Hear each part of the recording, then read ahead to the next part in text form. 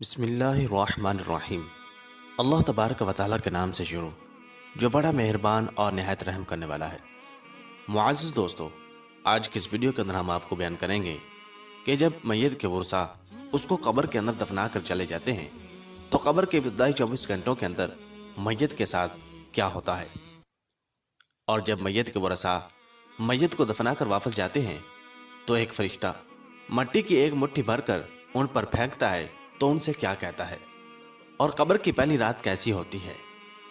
پیارے دوستو، یہ امر یقینی ہے کہ ہر ایک نے موت کا ذائقہ چکھنا ہے، جس طرح کہ اللہ تبارک و تعالیٰ قرآن پاک میں ارشاد فرماتا ہے کل نفس ذائقۃ الموت، کہ ہر جاندار نے موت کا ذائقہ چکھنا ہے۔ جو یہاں پر آیا ہے اس نے ایک نہ ایک دن واپس ضرور جانا ہے، اور مرنے کے بعد انسان کی پہلی منزل قبر ہوتی ہے۔ ایک حدیث شریف کا مفہوم ہے کہ حضور اکرم صلی اللہ تعالی علیہ وسلم نے ارشاد فرمایا، قبر انسان کی پہلی منزلوں میں سے ایک منزل ہے۔ اگر انسان اس میں کامیاب ہو جائے تو آگے کی منزلیں آسان ہو جاتی ہیں، اور اگر اس منزل میں پھنس جائے تو آگے کی منزلیں بھی خراب ہو جاتی ہیں۔ اور ایک حدیث شریف میں آتا ہے جس کا مفہوم کچھ اس طرح ہے کہ حضور نبی کریم صلی اللہ تعالی علیہ وسلم نے ارشاد فرمایا کہ اللہ تبارک و تعالیٰ کی طرف سے قبروں پر ایک فرشتہ معین ہے۔ جب میت کو دفن کیا جاتا ہے تو وہ اس کی قبر کی مٹی ہموار کرتا ہے، اور لوگ واپس جانے کے لیے مڑتے ہیں تو قبر سے ایک مٹھی پر مٹی لے کر لوگوں پر پھینکتا ہے اور کہتا ہے اپنی دنیا کی طرف واپس چلے جاؤ اور اپنے مرنے والے کو بھول جاؤ۔ پیارے دوستو، حضرت علی رضی اللہ تعالیٰ عنہ نے ارشاد فرمایا کہ میں نے نبی کریم صلی اللہ تعالی علیہ وسلم کو یہ فرماتے ہوئے سنا کہ انسان کی مشکل ترین رات قبر کی پہلی رات ہوتی ہے، کیونکہ جب اس کے دوست، احباب، رشتہ دار، اولاد اور اس کو دفنانے والے اس کو دفنا کر چلے جاتے ہیں تو وہ انسان روتا رہتا ہے۔ ہر ایک دوست کے پاس آتا ہے، اسے روکنے کی کوشش کرتا ہے کہ مجھے چھوڑ کر نہ جاؤ، لیکن افسوس کہ اس کی آواز کوئی نہیں سنتا۔ تو اب وہاں پر قبرستان میں ہر کوئی اکیلا رہ جاتا ہے۔ تب ہمارا سامنا ان فرشتوں سے ہوتا ہے جو ہمارے اعمال ہوتے ہیں۔ اب وہ کس شکل میں ہمارے پاس آتے ہیں، اچھے یا برے، اس بارے میں کوئی کچھ نہیں کہہ سکتا۔ تب وہ ہم سے اس دنیا میں گزاری ہوئی زندگی کے متعلق سوال کریں گے، جن سوالوں کے جواب ہماری اس زندگی میں موجود ہیں جب تک ہم سانس لے رہے ہیں۔ اور ایک حدیث شریف میں آتا ہے جس کا مفہوم کچھ اس طرح ہے کہ رسول اکرم صلی اللہ تعالی علیہ وسلم نے ارشاد فرمایا کہ تم قبرستان جایا کرو، کیونکہ قبرستان موت کو یاد دلاتا ہے، اس سے عبرت حاصل ہوتی ہے۔ میں نے اپنے رب سے اپنی والدہ کی قبر پر جانے کی اجازت مانگی تھی، مجھے اس کی اجازت مل گئی، لہذا تم بھی قبرستان جایا کرو۔ اس سے دنیا سے بے رغبتی پیدا ہوتی ہے اور آخرت یاد آتی ہے۔ حضرت سیدنا سعید بن مسیب رضی اللہ تعالیٰ عنہ ارشاد فرماتے ہیں کہ ایک مرتبہ ہم مولا کائنات شیر خدا حضرت علی رضی اللہ تعالیٰ عنہ کے ہمراہ مدینہ منورہ کے قبرستان گئے۔ حضرت علی رضی اللہ تعالیٰ عنہ نے قبر والوں کو سلام کیا اور فرمایا، اے قبر والوں، تم اپنی خبر بتاؤ گے یا ہم تمہیں بتائیں؟ حضرت سعید بن مسیب رضی اللہ تعالیٰ عنہ فرماتے ہیں کہ ہم نے قبر سے وعلیکم السلام ورحمۃ اللہ وبرکاتہ کی آواز سنی، اور کوئی کہنے والا کہہ رہا تھا، اے امیر المؤمنین، آپ ہی خبر دیجئے کہ ہمارے مرنے کے بعد دنیا میں کیا ہوا۔ حضرت علی رضی اللہ تعالیٰ عنہ نے ارشاد فرمایا، سن لو، تمہارے مال تقسیم ہو گئے، تمہاری بیویوں نے دوسرے نکاح کر لیے، تمہاری اولاد یتیموں میں شامل ہو گئی، جس مکان کو تم نے بہت مضبوط بنایا تھا اس میں تمہارے دشمن آباد ہو گئے۔ پھر حضرت مولا علی رضی اللہ تعالیٰ عنہ نے ارشاد فرمایا، اب تم اپنا حال سناؤ۔ یہ سن کر ایک قبر سے آواز آنے لگی، اے امیر المؤمنین، ہمارے کفن پھٹ کر تار تار ہو گئے، ہمارے بال جھڑ کر منتشر ہو گئے، ہماری کھالیں ٹکڑے ٹکڑے ہو گئی، ہماری آنکھیں بہہ کر رخساروں پر آ گئیں، اور ہم نے جو نیک اعمال کیے تھے ان کو پایا، جو کچھ پیچھے چھوڑا اس میں ہمارا نقصان ہوا۔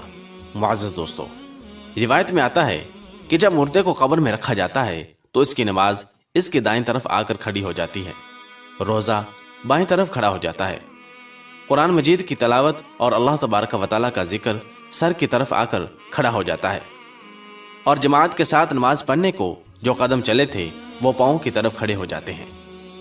جب عذاب اس قبر میں اپنی گردن نکالتا ہے اور مردہ تک پہنچنا چاہتا ہے، اگر وہ دائیں طرف سے آتا ہے تو اس کو نماز کہتی ہے پرے ہٹ۔ خدا کی قسم، یہ شخص دنیا میں بہت مشقت اور مصیبت اٹھاتا رہا، ابھی اسے ذرا آرام کرنے دو۔ پھر عذاب بائیں طرف سے آنا چاہتا ہے تو روزہ اسی طرح اس کو ہٹا دیتا ہے۔ پھر وہ سر کی طرف سے آنا چاہتا ہے تو تلاوت قرآن مجید، ذکر الہی اس کو روک دیتے ہیں اور اس سے کہتے ہیں ادھر تیرا راستہ نہیں ہے۔ غرض یہ کہ وہ جس طرف سے بھی آنا چاہتا ہے اس کو راستہ نہیں ملتا، لہٰذا وہ عذاب عاجز اور کمزور ہو کر واپس چلا جاتا ہے۔ اور اس کے بعد صبر جو ایک کونے میں کھڑا ہوتا ہے وہ ان عبادتوں سے کہتا ہے کہ میں تو اس انتظار میں تھا کہ اگر کسی طرف کی عبادت میں کچھ کمزوری ہو تو میں اس کی طرف سے ہمدردی کروں گا، مگر الحمدللہ تم نے ہی مل کر اس کو دفع کر دیا، لہٰذا اب میں اعمال تولنے کے ترازو میں اس کے کام آؤں گا۔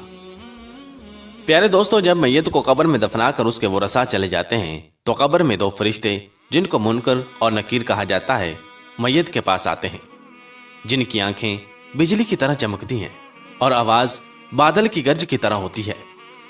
ان کے دانت گائے کے سینگوں کی طرح باہر کو نکلے ہوتے ہیں، ان کے منہ سے آگ کی لپٹیں نکلتی ہیں، بال اتنے بڑے ہوتے ہیں کہ پاؤں تک لٹکتے ہوتے ہیں، ان کے ایک کاندھے سے لے کر دوسرے کاندھے تک اتنا فاصلہ ہوتا ہے کہ کئی دن تک چل کر مسافت کو ختم کیا جا سکتا ہے۔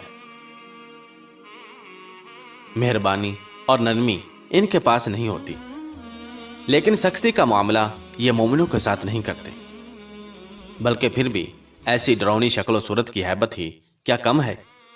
پیارے دوستو، ان دونوں کے ہاتھ ایک بہت بڑا لوہے کا ہتھوڑا ہوتا ہے کہ جس کو اگر تمام دنیا کے جنوں اور انس مل کر اٹھانا چاہیں تو اٹھانا تو درکنار، اس کو ہلا بھی نہیں سکتے۔ وہ آ کر مردے سے کہتے ہیں بیٹھ جا۔ مردہ ایک دم اٹھ کر بیٹھ جاتا ہے اور کفن اس کے سر سے نیچے سرک جاتا ہے۔ وہ سوال کرتے ہیں تیرا رب کون ہے؟ تیرا دین کیا ہے؟ تیرا نبی کون ہے؟ اگر مردہ نیک اور مسلمان ہوتا ہے تو کہتا ہے میرا رب اللہ تبارک و تعالی ہے جو وحدہ لا شریک ہے، میرا دین اسلام ہے، میرے نبی حضرت محمد صلی اللہ تعالی علیہ وسلم ہے۔ یہ سن کر وہ دونوں کہتے ہیں تو نے سچ کہا۔ تو اس کی قبر کی دیواروں کو سب طرف سے ہٹا دیا جاتا ہے، جس سے وہ چاروں طرف سے بہت وسیع ہو جاتی ہیں۔ اس کے بعد فرشتے کہتے ہیں سر اٹھاؤ۔ مردہ جب اوپر کو سر اٹھاتا ہے تو اس کو ایک دروازہ نظر آتا ہے جس میں جنت نظر آتی ہے، اور وہ کہتے ہیں اے اللہ تبارک و تعالیٰ کے دوست، وہ جگہ تمہاری رہنے کی ہے، اس وجہ سے کہ تم نے اللہ تبارک و تعالیٰ کی اطاعت اور فرمانبرداری کی۔ حدیث پاک میں آتا ہے جس کا مفہوم کچھ اس طرح ہے کہ رسول اکرم صلی اللہ تعالی علیہ وسلم نے ارشاد فرمایا کہ قسم ہے اس ذات پاک کی کہ جس کے قبضہ قدرت میں میری جان ہے، کہ مردے کو اس وقت ایسی خوشی ہوتی ہے کہ جو کبھی ختم نہیں ہوگی۔ اس کے بعد وہ فرشتے کہتے ہیں کہ اپنے پاؤں کی طرف دیکھ۔ جب وہ دیکھتا ہے تو وہ دوزخ کا دروازہ نظر آتا ہے جس سے دوزخ کا حال نظر آتا ہے۔ وہ فرشتے کہتے ہیں کہ اے اللہ تبارک و تعالیٰ کے دوست، تو نے اس دروازے سے نجات پا لی ہے۔ اس وقت بھی بندے کو اس قدر خوشی ہوتی ہے جو کبھی ختم نہیں ہوگی۔ اس کے بعد اس کی قبر میں 70 دروازے جنت کے کھول دیے جاتے ہیں جن سے وہاں کی ٹھنڈی ہوا اور خوشبوئیں آتی رہتی ہیں اور قیامت تک وہ انہی بہاروں میں رہے گا۔ پیارے دوستو، کیسی خوش نصیب ہوگی وہ روح جس کے ساتھ اللہ تبارک و تعالیٰ اپنی مہربانی اور رحم و کرم کا سلوک فرمائے گا۔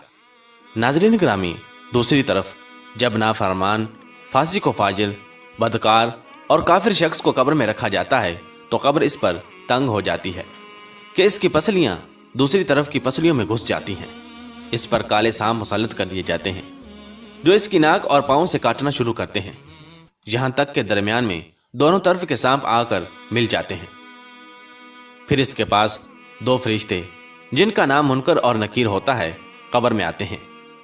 وہ آ کر پوچھتے ہیں تیرا رب کون ہے؟ تیرا دین کیا ہے؟ تیرا نبی کون ہے؟ وہ ان کے ہر سوال میں جواب دیتا ہے کہ میں کچھ نہیں جانتا۔ پھر وہ فرشتے اس کو اس قدر زور سے مارتے ہیں کہ ان کے گرز کی چنگاریاں قبر میں پھیل جاتی ہیں۔ اس کے بعد وہ فرشتے اس کو کہتے ہیں کہ اوپر دیکھ۔ وہ اوپر کی طرف جنت کا دروازہ دیکھتا ہے۔ جنت کی باغ و بہار وہاں اس کو نظر آتی ہے۔ فرشتے اس نافرمان سے کہتے ہیں کہ اے اللہ تبارک و تعالیٰ کے دشمن اور نافرمان، اگر دنیا میں تو اللہ تبارک و تعالیٰ کی اطاعت اور فرمانبرداری کرتا تو یہ تیرا ٹھکانہ ہوتا۔ ایک حدیث میں آتا ہے جس کا مفہوم کچھ اس طرح ہے کہ رسول اکرم صلی اللہ تعالی علیہ وسلم نے ارشاد فرمایا کہ قسم ہے اس ذات پاک کی جس کے قبضہ میں میری جان ہے، کہ اس کو اس وقت ایسی حسرت ہوتی ہے کہ اس جیسی حسرت پھر کبھی نہیں ہوگی۔ پھر دوزخ کا دروازہ کھولا جاتا ہے اور وہ فرشتے کہتے ہیں کہ اے اللہ تبارک و تعالیٰ کے دشمن، یہ تیرا ٹھکانہ ہے، اس لیے کہ تو نے اللہ تبارک و تعالیٰ کی نافرمانی کی۔ پھر جہنم کے 70 دروازے اس کی قبر میں کھول دیے جاتے ہیں، جن سے قیامت تک گرم ہوائیں اور دھواں وغیرہ اس کو آتا رہتا ہے۔ الامان والحفیظ۔ معزز دوستو، قبر کا معاملہ بڑا سخت ہے۔